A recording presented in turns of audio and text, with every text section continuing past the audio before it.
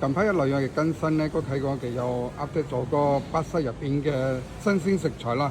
大家除咗可以買生果之外咧，都可以推介啲新鮮蔬菜，一齊安排送貨上門俾大家。大家睇嗰啲菜咧，講整齊咧，講乾淨咧，係晨咁早2點鐘已經喺度度菜排菜俾㗎。但係如果呢個菜嚟貨嘅時候咧，係一來咧靚同唔靚咧，係差唔多掉一半咁滯㗎啦。好似黃菜啲葉都唔會見過響度嘅，嗰啲菜心番薯葉仲有啲莧菜、蕹菜真係執得非常之靚仔同埋新鮮啦。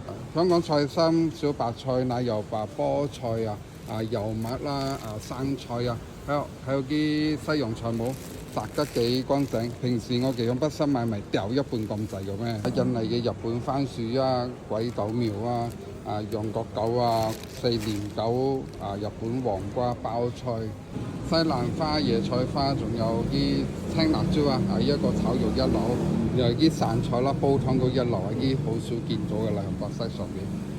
仲有啲各式各樣嘅新鮮菇菇啦。近清明呢啲五色花、七色花、三色花都唔會錯過㗎啦。仲有啲葱梁花啦一路照間執入俾大家。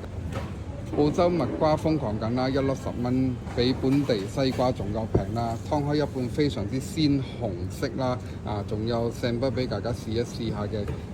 如果再甜啲就落翻個本地蜜瓜，呢一個就真係極之甜喎，好似冰糖咁啊！